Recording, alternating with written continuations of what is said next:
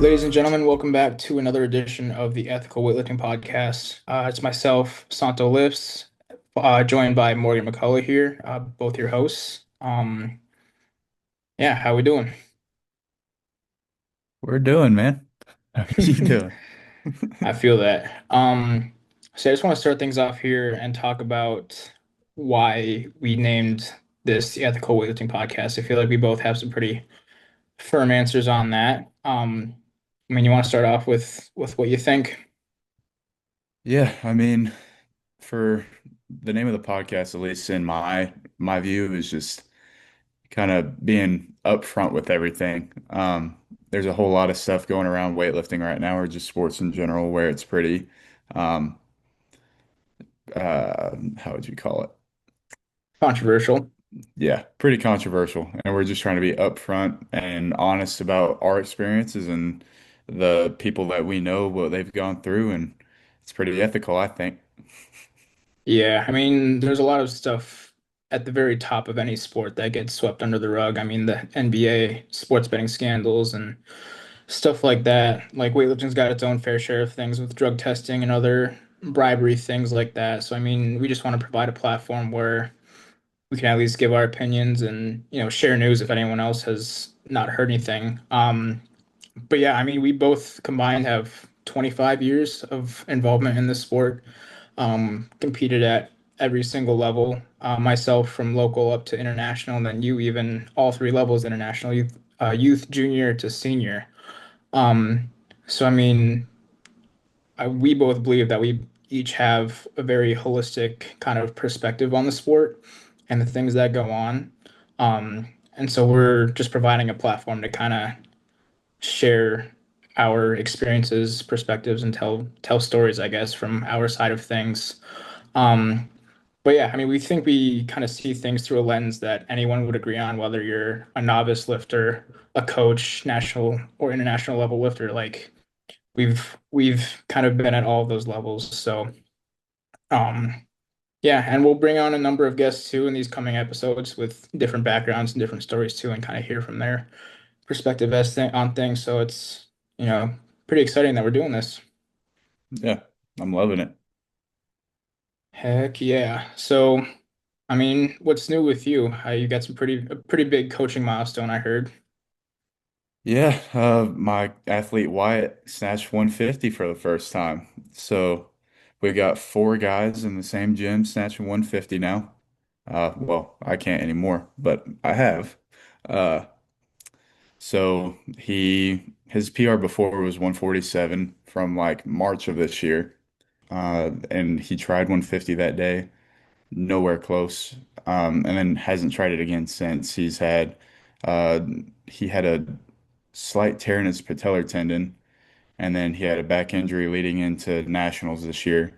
So he's had a rough go of it this year.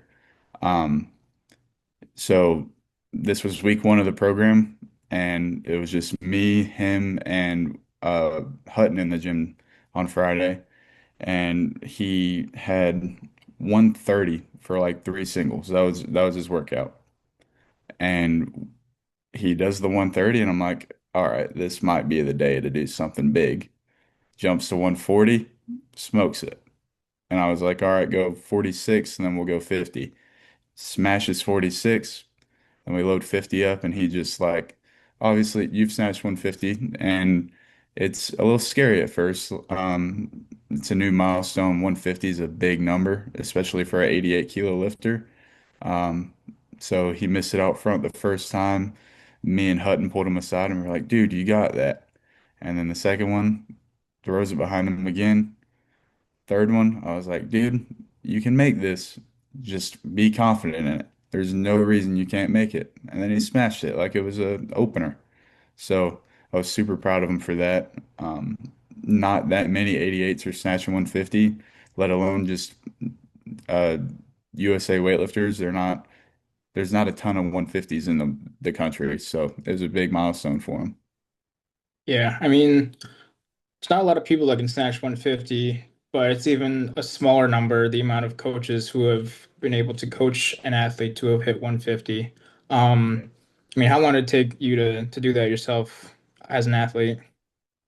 Man, if we're counting all the way back, 11 years.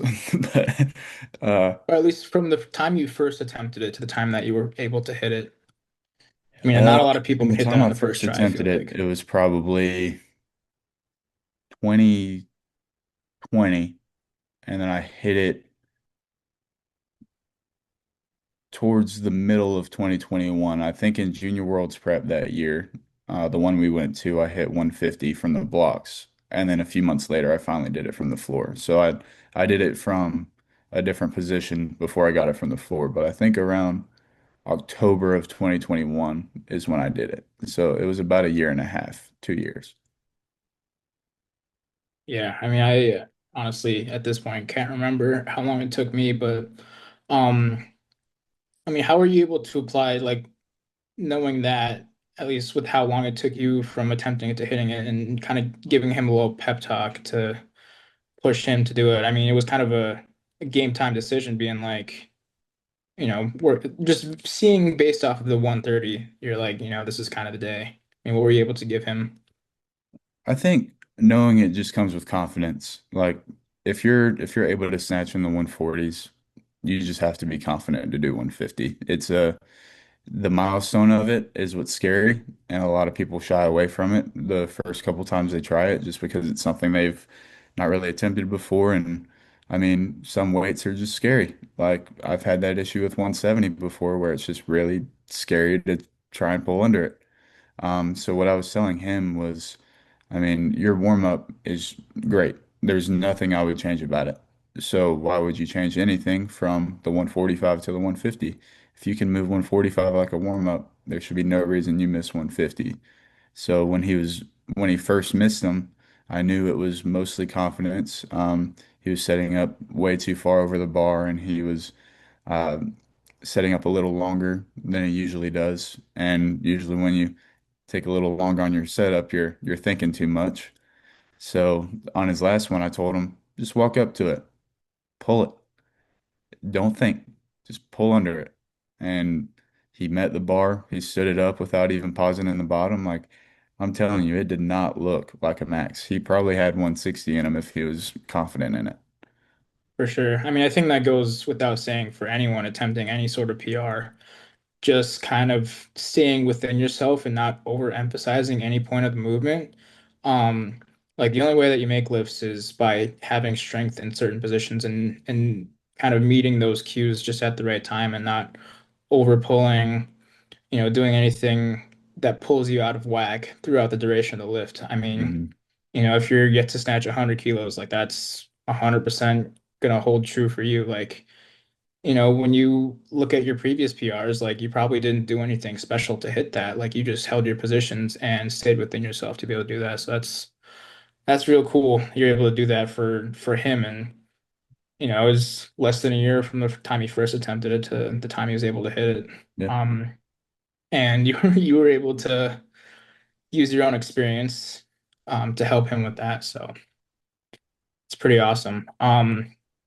Yeah, I guess since we last talked too, like I took a weekend and went to Virginia Beach for our team training camp. Just getting a little bit into that. That was 3 days from Friday to Sunday. We had 5 training sessions. And if you're thinking, how the hell do you do that? 5 training sessions in 3 days. Well, Saturday and Sunday we did two of them in the same day, and all of them are, except for one of the sessions, was basically a full-blown max out on some sort of variation. Yeah, I mean, you've you've trained double days before, and you've probably had weeks where you've gone heavy, so you know kind of exactly what I'm talking about. Yeah. Yeah, Uh, I don't do that as frequently, I guess, but um, yeah, any thoughts on that? yeah, I was gonna ask, what's it like going from mostly single days to where you have a weekend where you got to do doubles? How taxed are you, or does it feel any different, or is it just I how mean, is it definitely feels different. Knowing that I don't really have a full night's of rest going into another session after being it? Mhm. fatigued. I mean, I played two sports in college if you count playing baseball and weightlifting. So like I've had my fair share of double, even triple days going from team lifts to practice, hitting, and then training at night and stuff. So like it is definitely a little bit different from that in the sense that it's been 5 years since I've done that. But also like, it's take Sunday, for example, the very last day of that camp, like morning session, 10 a.m., we had a max pause front squat plus jerk. Um, it was max effort, but at the same time, like I had a short leash on myself. I didn't want to, if I missed an attempt, like it was not worth going back and taking that again, but I still did because I'm kind of a knucklehead like that. But, you got to come back 3 hours later and you're maxing out your clean and jerk. Like that's essentially the Bulgarian method. Um, but I mean, I got to the point where I just had to go into it with like no expectation, I guess. Mhm. Yeah. Um, and take a little bit of ibuprofen here and there to try and I keep the love some body ibuprofen. well lubricated, but also like try not to do too much in terms of warming up. Like our coaches have planned out the warm-ups and stuff to be able to get us moving in the right ways. So Hmm. yeah, I mean, not a lot of thinking, just a whole lot of lifting. But I mean, just to touch on like East Coast Gold as a team, I mean, I feel like they have a pretty rich history in this sport going back a long time. I'm sure you've heard of East Coast Gold even when you first started out too. Oh yeah, they were huge when I first started. Phil was very popular at that time. Yeah, so Leo Totten is kind of the founder of the club. Um, and he's kind of handed things over to Phil now, who's the president, head coach at meets and stuff. And Leo still has a couple of his own primary athletes, Mhm. but I mean that's one thing that's very awesome about that is just providing like a camp atmosphere where we have a couple of satellite gyms from the area who are under like the East Coast Gold umbrella, but also just opening up doors to other people in the area on different teams. I mean, these things are timed pretty nicely. A couple of weeks before a major meet like nationals or AO finals, where you're able to kind of empty the tank on everything and then learn from that, recover, and then maybe have one more heavy day to kind of test and see where you're at, and then taper right into that meet. So, I Yeah. mean, they've been doing this for a while, for sure. Yeah, so what's that like? I mean, we've been to training camps and we've been to stuff like that, but what's it like training in a group of your teammates doing all the same things? Like, I've never experienced that where I've lived away from my team and then gone to travel for a training camp. I mean, what's that like? Yeah, it comes down to the environment and just like the people you're around. Like you said, like we've gone to like Team USA training camps. But that is certainly a little bit different because we all come from different teams. We're all not really Mhm. doing the same program necessarily. Um, and so it's just a little bit more of like a tighter type of setting, I guess, where we all are doing the same thing. We all kind of have the same goals in mind to, put it together for, a meet in the next coming weeks and stuff. So, and also having, national level weightlifters, like that's kind of a milestone in itself to be able to call yourself that and reach that Yeah. level. So being surrounded by that, like it's just as the saying goes like iron sharps. Yeah, just as the saying goes, iron sharpens iron. Um, I mean, that's kind of really what it comes down to. And you're sharing a bar with someone who's just as capable, if not stronger than you. And that is definitely like a very important driver in being able to put lifts together. So Yeah. yeah, it was a fun time. I mean, I've trained at East Coast Gold before. I know how fun that is. I can't imagine a whole training camp there. Yeah, it's a cool gym. And I think for you and I too, like being able to travel the country and go different places and see how different places run. Like there's a lot of things cool that you're able to experience, but really like it's all, the same weights. Like a 25 kilo plate weighs the same as a 25 kilo plate. So, Yeah. um, but yeah, I mean, exposing yourself to different environments and different stimuluses, I think is pretty important just throughout like, training for a meet. Yeah, and I think if But you're in a different environment too, or a great environment, that 25 kilo plate feels a whole lot lighter than if you're by yeah, yourself. oh yeah, 100%. 100%. I mean, maybe not by the fifth session in 2 days, but Yeah, maybe not that. Maybe the first session feels really great. Yeah, yeah, for sure. Um, but yeah, I mean that's kind of we're all caught up on what's new over the last week for us. Yeah. Let's get into this week in weightlifting. Got a couple of things here, and I think this one for you is first point we've got is something you are a little bit closer to than I am. So go ahead. Yeah, so one of my really good friends from the Netherlands has decided to come back to weightlifting. His name is Enzo Kaworgi. I'm very sorry, Enzo, if I pronounced that wrong. Uh, You just know him as but Enzo. yeah, yeah, it's just Enzo. Uh, so he won Junior Worlds in 2021 in Uzbekistan, and then later that year he went to the Olympics, and did really well at 19 years old. But he has had some injuries recently, or I guess in the past couple years, so he took a break with his back and I think maybe his knee, and he came back as a super and hit 185, 231, uh, which is not competition PRs, but they're very close to what he hit in his Olympics prep. So he's just now getting back into it, I think, in the past 4 or 5 months. So I can't imagine what he's going to do by the 2028 quad is coming to a close. Yeah, those are some pretty notable numbers, especially even at super heavyweight. I think that probably places him around definitely within the top 10 um, Yep. for the weight class. When you look at this next quad and how they're probably gonna have people qualify for it as being ranked in the top 10 or top 12 in your weight class. So he's well within that. And I think things are coming around at a perfect time for him now too to be able to put things together for LA in a couple of years. Yeah, I hope so. He's a great dude. Yeah, and speaking of comebacks too, I mean, you and I both saw this on Instagram, but Anton Plesnoy hit a Yep. 184 kilo snatch in training. Um, is he still sanctioned? I don't know. I think Um, he might be on a 4-year ban. So, what it looks like on Instagram to me is he's just trying to show everybody that if he wanted to come back, he could and he would still be dominant. Um, mhm. he he snatched 184 in training, but the past, I guess since the Tokyo Olympics when that ban happened, he's been doing CrossFit.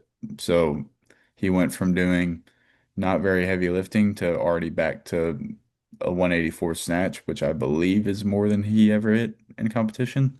I think he might have done 181 or 82 at 96. So Something like that. Yeah, I know he took bronze in the Olympics, and then it mhm. was Worlds shortly after that that he got popped. Yeah. Um, yeah, I mean, if he does decide to come back, or if his sanction is up in time before the next Olympics, like it seems like he's probably, going to be in the top few lifters for that.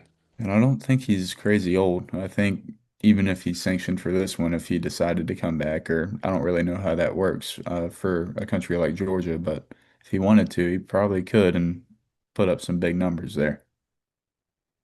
Yeah, I mean that's pretty exciting stuff. Like around the 94, 95 kilo weight class, like there's not a lot of people that can keep up with that, if at all. Like I know the world record is 182 right now, and there's probably three or four other people that are capable of touching that, Yeah, but I mean he's 184 is about Carlos numbers, so it's um true. it's way up there. I haven't really seen a clean and jerk from him recently. It's probably if he's snatching 184, I'd guess around 215, 220.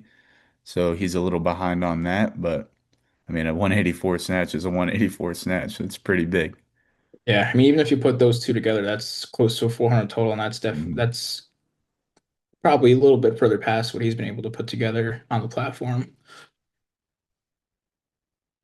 Yeah, so let's get into just a couple more things. Kind of an older topic, but we didn't get a chance to talk about it last week. It is just the results from the Senior World Championships in Norway about a month ago at the time that we're recording this. I mean, first major meet with the new weight classes. We saw, I mean, obviously the new weight classes mean new. world records and new standards, but we were able to see 17 world records from the women's side and then 19 from the men. So that's everything, including snatch, clean and jerk Mhm. total. Um, but just a lot of exciting stuff for the weightlifting enthusiasts out there. Yeah, I mean, world records are always exciting to see. Obviously, with the weight class changes, they're not all-time world records that we will end up seeing. A lot of people went to worlds and they knew the numbers were a little lower than maybe they had even hit before to break a world record. So we're seeing a lot early. I'm not going to say that we're going to see in about a year from now that these totals are going to be continuing to go up. Eventually, they're going to hit a halt. But I mean, seeing almost 40 world records broken in one competition that spans for a week is unheard of. Yeah. Yeah, you're talking probably 3 or 4 world records set, every single day that if you decide to go Yeah. and watch. That's pretty awesome. Even watching live on TV, like that's something to always look out for. Obviously from the US side of things, Olivia Reeves hit 3 world records, snatch, clean jerk, and total. What else can you expect from her? But notably on the men's side, Hampton Morris set a well, he had already set the clean and jerk world record. But in the 79 kilo class, a stacked 79 kilo class, our very own Caden Cahoy attempted, what was it, a 204? Yeah, he cleaned the crap out of a 204 clean and jerk, and the jerk was not too far away. Um, I think it was Risky that ended up coming back and doing the 204 uh, after him. So now he'll have to hit 205. But for Caden to be just now going up from 73 in the past couple meets, and he was doing one 190-ish in the Paris squad to now attempting a 204 clean and jerk, and his snatch is finally creeping up to the 160 range. I mean, he's going to be a very big dog in the fight for the gold medal at the Olympics if he keeps it up and just attempting world records this early. Like that's 204 is a pretty stacked world record. It's not going to go up too much further than that. Yeah, yeah, that 79 kilo class is pretty tight at the top with who he's going up against. We'll talk about a couple of those guys later on in the show, but that standard is no fluke. Like that's, what was the 81 kilo world record? It can't be couldn't have been much more than that. 207, 208, I think. Yeah. Yeah, so we're looking at like all-time numbers there. And for an American to be doing that, obviously Hampton Morris set the world record last year, but prior to that, I think the U.S. men's team has faced a 55-year drought from holding world records. So, to have back-to-back years, having someone set it and having someone who will look to attempt that pretty much every single time he steps on the platform is pretty huge for American weightlifting there. And I mean, even our men fighting for medals is unheard of recently. We had Harrison in 2017 get a medal in the total, I believe, or at least a medal, and he was the Mhm. first one in a lot of years. And then we had Hampton after that, which was another 5 years after Harrison did it. And then now we have Caden and Ferg and a bunch of other guys that are not medaling yet, but they're in the fight to medal, which next year we might have 5 or 6 guys medaling at the World Championships, which for the women, we have a lot of medals usually. Like Maddie is usually medaling, Olivia's medaling. Meredith has won the worlds before, but the men, we don't have that. So it's a big sign for men's USA weightlifting. It's on the way up. Yeah, I think just over the last, even the last 5 years that I've kind of been on the scene, like that standard has been risen, Mhm. year by year, especially on the men's side to even make Team USA like that. Those standards keep getting higher. Yeah. And honestly, just knowing these guys a little bit better than the average person with Colby and Aaron Williams, like they're just getting started too. And that's the Yes. scary thing for everyone else. Um, both of them, I think Colby and Aaron both got started around the same time, if I'm not mistaken. Yeah, it was with within a year of each other, and they both have relatively the same background of football. So they're they're kind of on the same flight path right now, and they're exploding.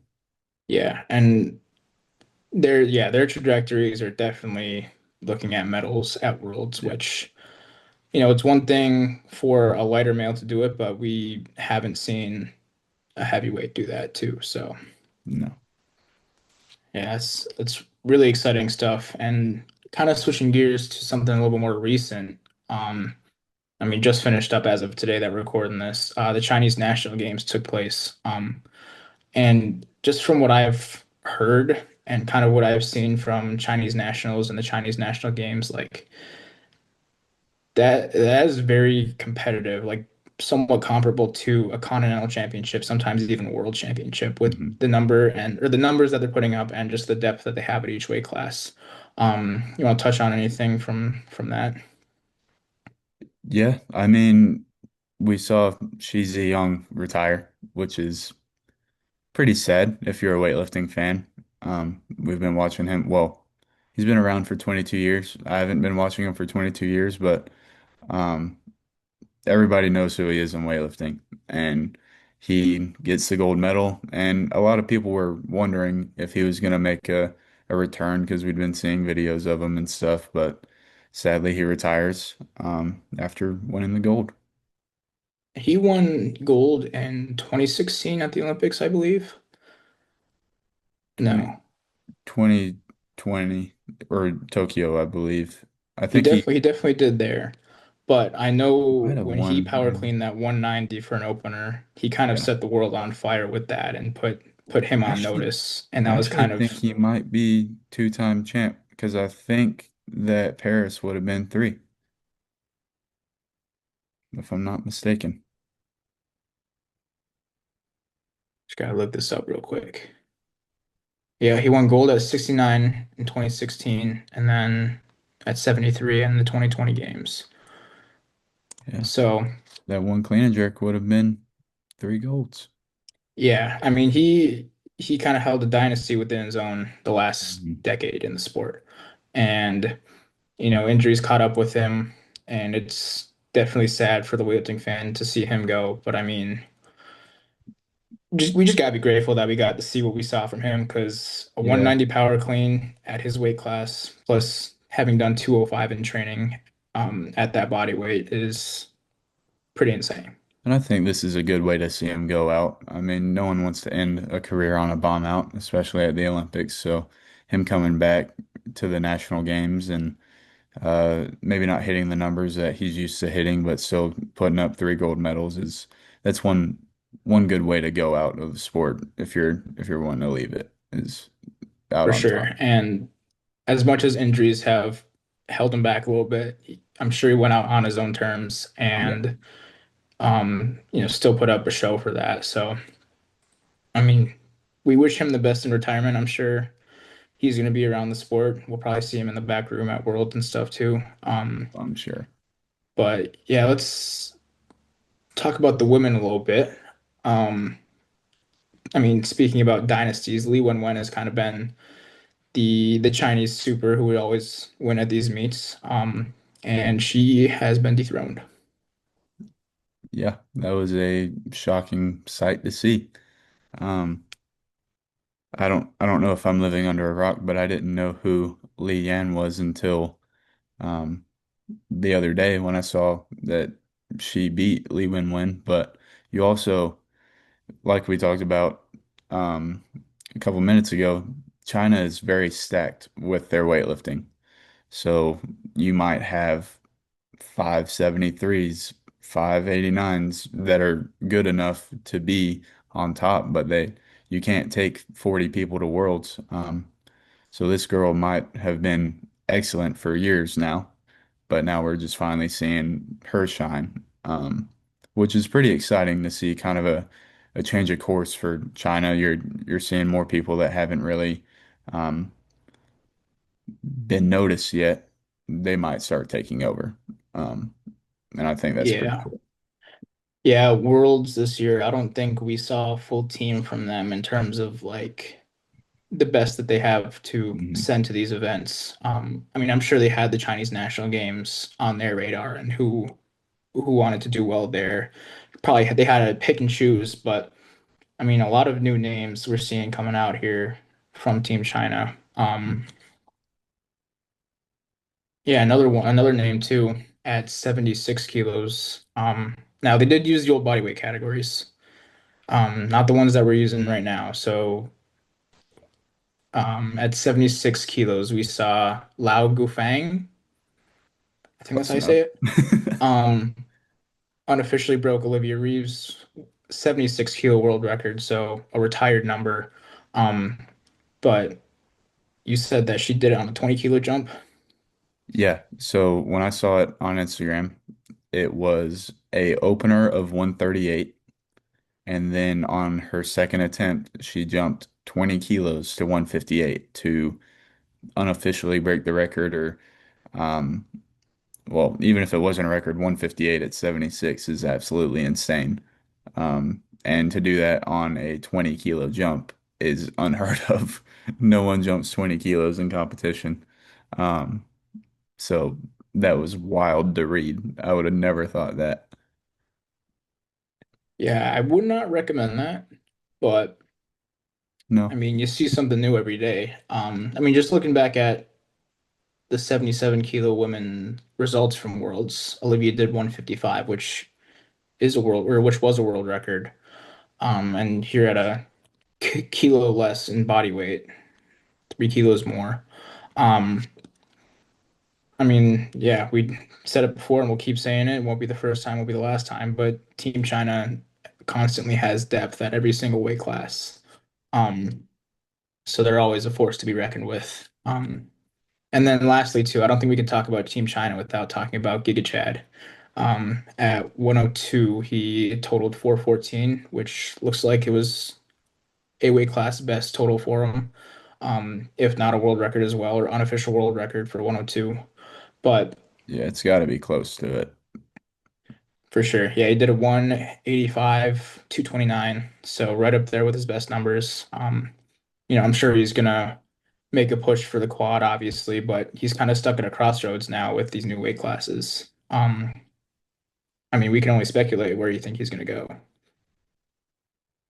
I'm thinking 110, honestly. I know he had the whole big jump in body weight for the Paris quad, how he was at 81 or 89 and then he became the 102.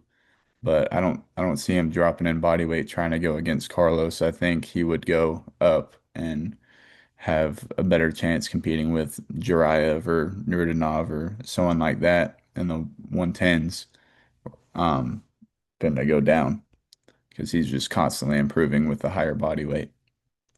Yeah, that's very true. I mean, you could flip a coin and basically guess where he's gonna go. Um, Yeah, I mean, he'd but be successful in either of them, but it's just kind of how successful would you be in either of them? yeah, and we've seen him up to 109 from a domestic, I think Chinese nationals a couple of years ago. He was a 109.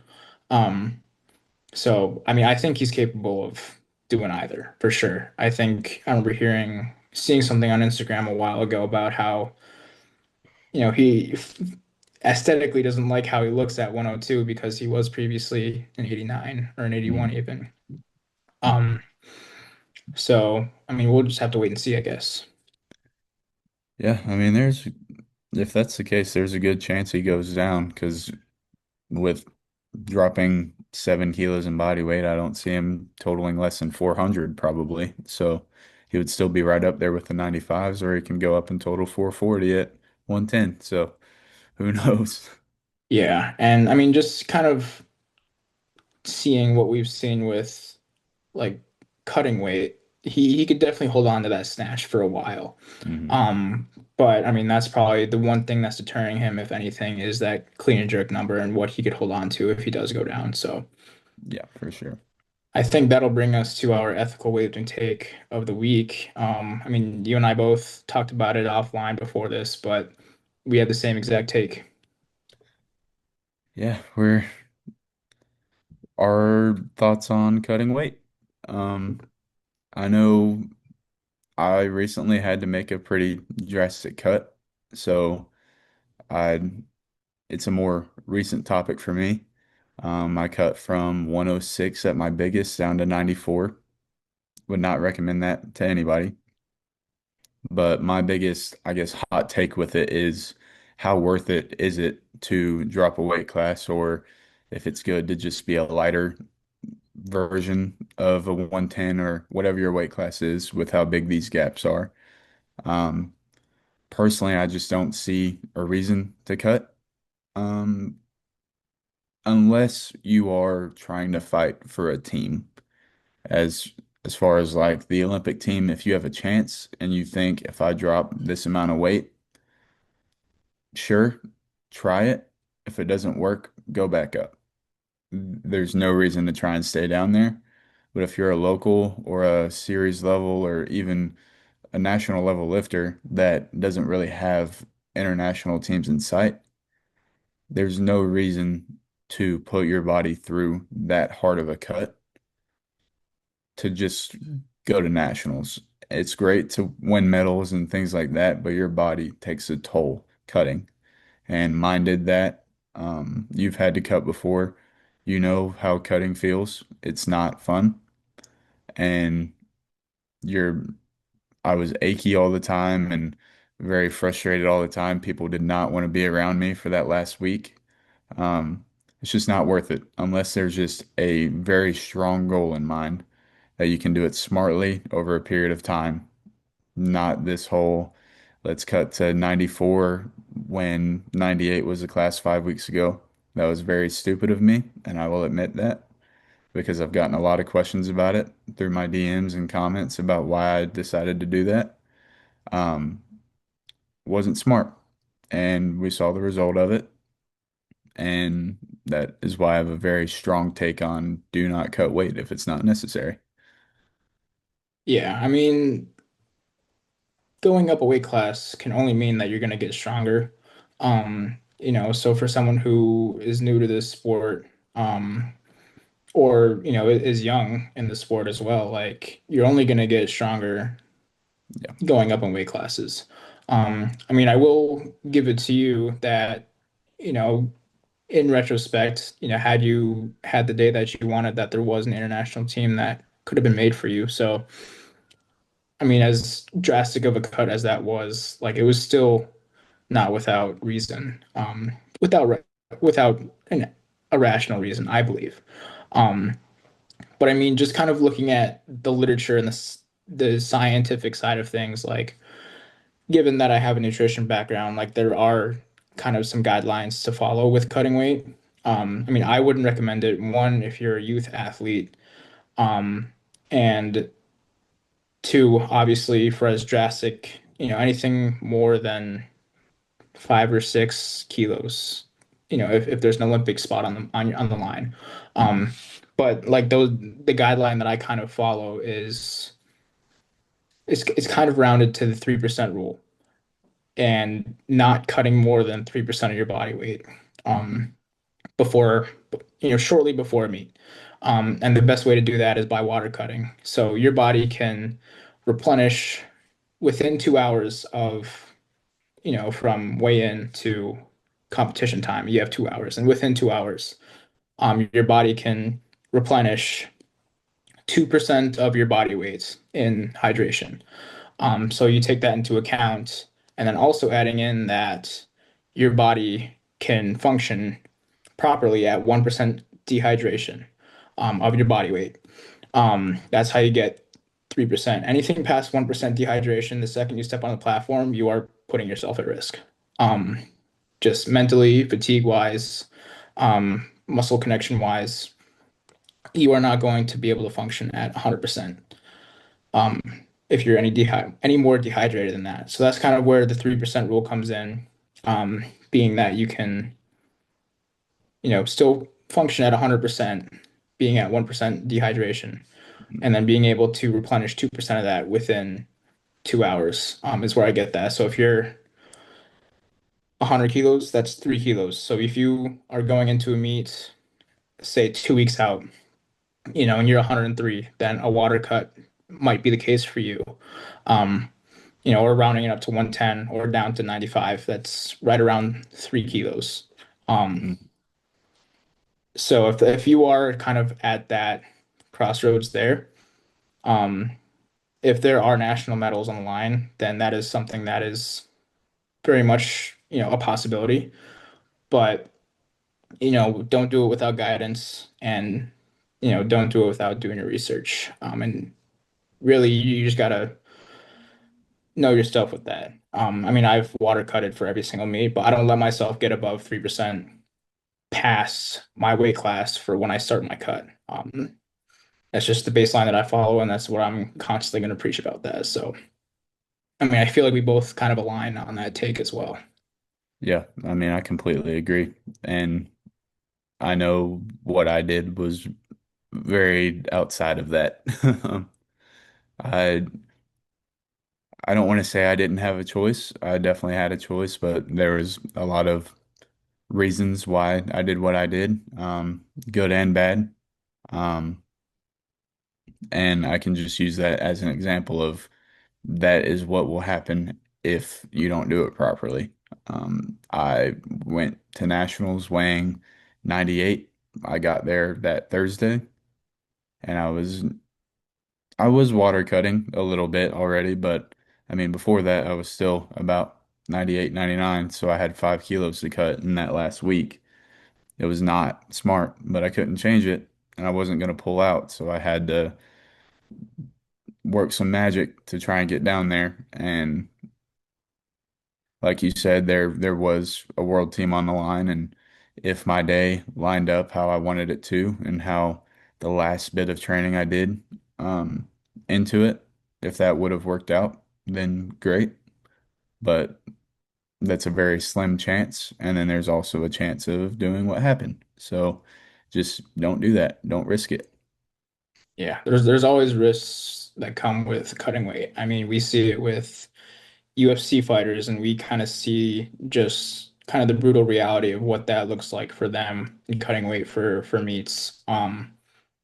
A lot of them even kind of talk in retrospect to that, how much they regret doing that. And I think, there's still a lot of guys that go to the extremes. But we're also at a point in science, at least, where we at least take the least risky routes to do so. But again, like that's you and I could probably agree that 3% baseline is a pretty good one to follow if you fall under that, Yeah, absolutely. making that decision for sure. Um, Yeah, so let's move on to our spotlight weightlifter this week. And like I said, we talk about a couple of guys from 79. So who else to talk about but Rizky Junyansia from Thailand, I believe. Indonesia. Indonesia, my bad. Yeah, gold medalist at 73 in Tokyo. Yes, yes. Or not Tokyo. Um, Paris. Paris, yeah, yeah. Yeah. Um, Yeah, I mean, what are your thoughts on him? What do you kind of see from him technique wise, training wise? I mean, he's obviously crazy. He is incredibly strong, and his weightlifting looks very different than most people you would see. His pull off the floor is one of the slowest pulls I've ever seen. And he still gets under it somehow. He'll pull under, I think in the Paris squad to make the Olympics in Thailand, he clean and jerked over 200, and it looked like he was probably going to clark it with how slow it moved off the floor, and he still stood it up. Uh, it doesn't make any sense to me. But I mean, it works for him. I don't know how good his pulling is because those guys, you don't really see a lot of their inside of training clips. So all you see is the big numbers that they put up, but you don't really know what goes into it. Um, but I mean, obviously he's putting up massive numbers. He's a young guy. I'm pretty sure he was at Junior Worlds that year we were Yeah, he competing. definitely was. Yeah. And I mean, he probably won that one too with the same pull. So if it works, kind of like we were saying about Carlos, whatever works, works. I wouldn't change anything on a world champion, no matter if I agree with the technique or not. Yeah, I mean a very slow pull both in the snatch, but especially when he cleans. But I mean the second he hits that extension, it is just speed and explosion from there. I mean that's one thing that he does really well is just holding his positions and holding his tension very well because you can't do that pulling that slow without doing that the right way. So I mean, being able to do that and then having that explosion off the hip for both snatching and clean and jerking. I mean, that's just, his technique and that's how he was coached. I'm sure that's how he pulled when he first started too. Um, but yeah, I mean, he's clean and jerked over 200 kilos. He snatched over 160, I want to say, I think if not near. he snatched 165, I believe. Wow. Yeah. So, I mean, even that, and then paired with a 222 jerk we saw from Instagram Mhm. from the blocks. Um, So, I mean, you might see him and think that he's not very strong, but he is just kind of on that other end of the spectrum where he's just incredibly explosive. And timing wise, he's explosive at the exact right moments that he needs to be able to complete the lift. Yeah. Um, yeah. And kind of contrary to that, our lifter you should know this week has just is pretty new to the scene from Egypt is his 79 kilo counterpart in Abdo Yunus. Kind of a drastic opposite in technique ways to Rizky. Um, he's just pure aggression and strength. Yeah, he's explosive right off the floor. And we've seen that before with people like Bodhi Sanovi, like he pulls the same way. Even from Egypt too, Muhammad Ihab Yeah, too. Muhammad Ehab too. It's it's a technique that some people go with, and I mean it works. If you can stay in position pulling quick off the floor, then go for it. Um, Most of the time, people can't. It's very hard when you're trying to pull as quickly as you can right off the floor to stay in position. If you don't have just an incredibly strong back, you will get thrown forward and you'll you'll most likely miss it. But for him, I mean, he didn't do as great at Worlds as he wanted to, or as some people might have expected from him. But we also had to look at Worlds was very different with the judging. They had a lot of press out calls that maybe shouldn't have been press out calls.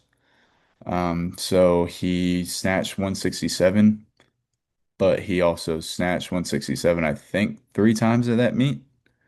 He didn't miss a lift, but they just kept calling him for press outs.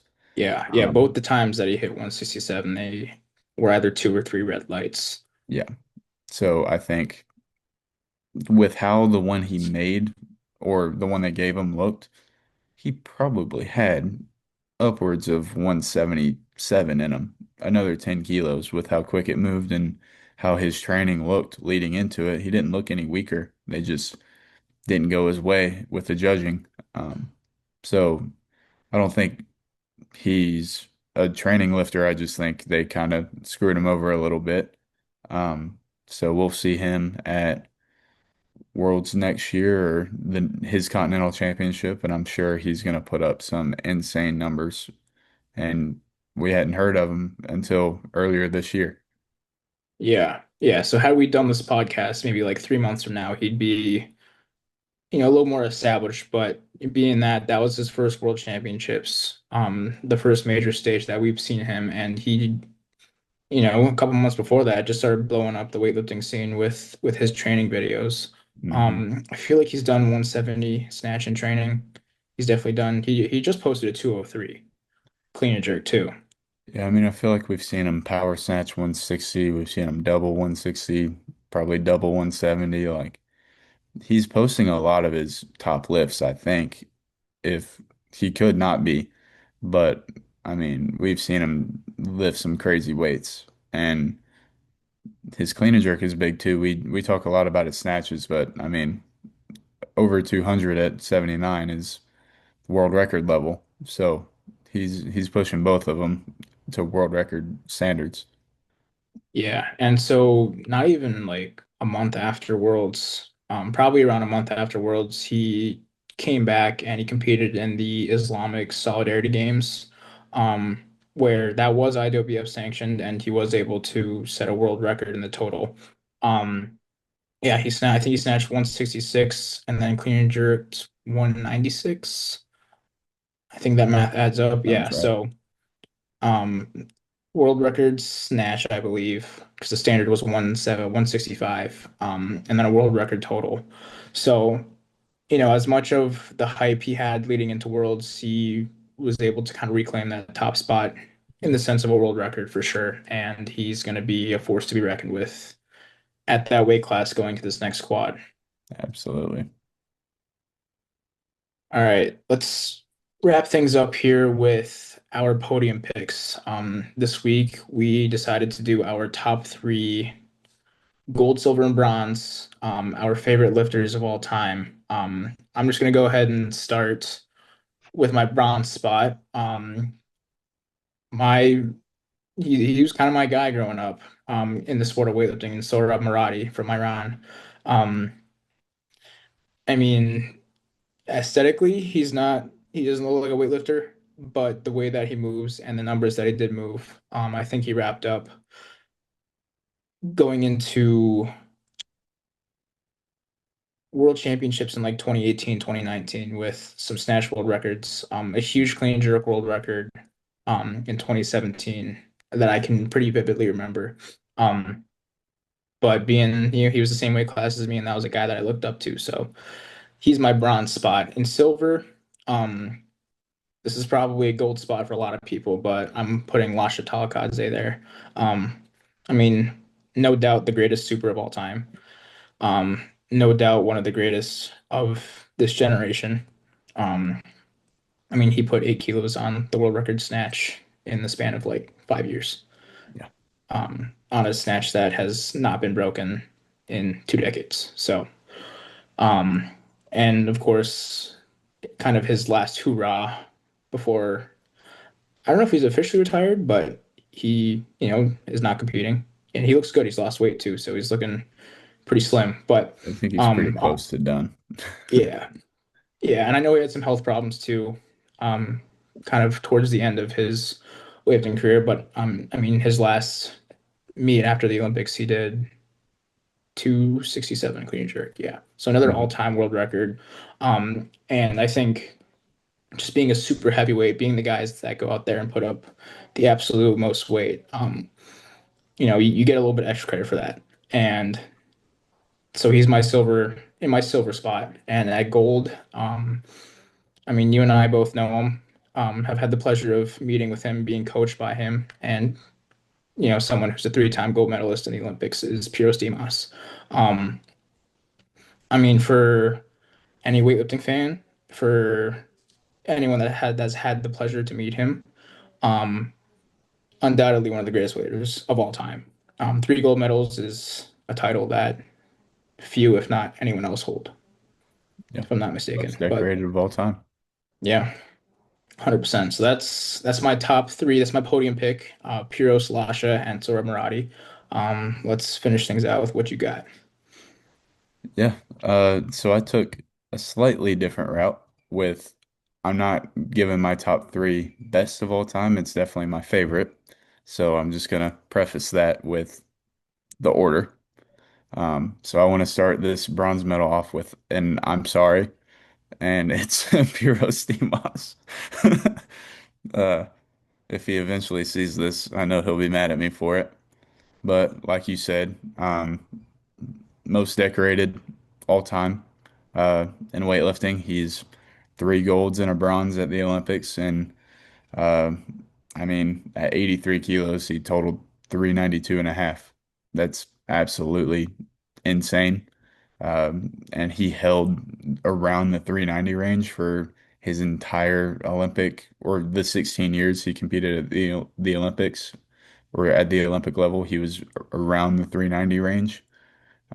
So he wasn't just hit a fat 392 and a half and then was doing 370. Like he maintained that. And it's incredible. Um, and then for my silver spot. Um, Piros knows this one, so he's not going to be too mad at me for it. It'll be his teammate from back then, uh, Kaki Kakashvili, who he he's one of my favorites because he was roughly the same body weight as me, and I was lucky enough to be able to eat breakfast with him in Greece and Uzbekistan and just get to know him a little bit. Um, but he is also a three-time Olympic champion. And at his fourth Olympics, where Piros got bronze, Kaki won the snatch and then ended up bombing in the clean and jerk. So he was very close to also being a four-time medalist, maybe even a four-time gold medalist at the Olympics. He also won Worlds three times, and he totaled 420 at 99. So Piros was a little bit smaller than I am. So watching Kaki was a little bit more ideal for me just because I liked watching lifters around my size when I was growing up. And I mean, this was the 80s, 90s, and early 2000s. So obviously I wasn't around for it, but just looking back on Iron Mind videos and things like that, like that's just what I drifted to. And 420 at 99 kilos is, I mean, that's better than totals we're seeing right now from our lifters. So it's incredible. And then at my gold spot, hopefully people know who this is. If not, I'm going to educate you for a minute. Uh, Stefan Botev. He's another 80s, 90s lifter. Most people don't really know him because he never won a gold at the Olympics, but he competed one time at the Olympics for Bulgaria, and then he went and changed to Australia for his last Olympics. He did win two worlds, but I'm gonna say he only got bronze at the Olympics twice. So people expected him to be a great gold medalist at the Olympics, and it just never came to fruition. But if you watch Iron Mind videos or videos like that, the Vintage Lifts Instagram posts them a lot. Um, he's cleaning 260 at 110. He is one of the best cleans in non-super division ever. He went 200 and 250 at the Olympics that he got, or no, at the Worlds he won. He got a 450 total as a non-super, which is one of the highest totals we've ever seen as a non-super. So that Kind of would be unheard my of. gold spot. Yeah, I mean, as great and awesome weightlifting is nowadays, I don't think we'll ever see or be able to relive the lore of 1980s weightlifting. I mean, those are the Um, glory days. yeah, and obviously numbers that are going to be that have been hit that might not be touched for each respective body weight for some reasons more than others. Um, but yeah, I mean that's a list I can respect for sure. Yeah, all the Um, Ilya fans are going to be mad at us for not putting Ilya in there at all. Yeah, I did think about it, and if we were to have an honorable mention, he would definitely be up there. Um, I mean, you and I both had the pleasure of meeting him in Uzbekistan too, but Yeah, I mean, I've seen the Stefan Botev videos, the Iron Mind videos. Um, Same thing with the Ilya training footage and stuff. It's all, vintage stuff that we can only kind of relive the past with now. yeah, But yeah, that'll do for this edition of the Ethical Lifting Show. I hope you guys enjoyed. Next week, little surprise, we're bringing on a special guest. Um, that's all I'm gonna say about that. I'm gonna try and keep my mouth shut about it. But I mean, Morgan and I are both very excited for that. And if you have enjoyed your time listening to us, whatever platform you're listening on, leave us a 5-star review. That would greatly help us in being able to spread the word of weightlifting to more people. So appreciate you guys. yeah. You guys are in for a treat next week.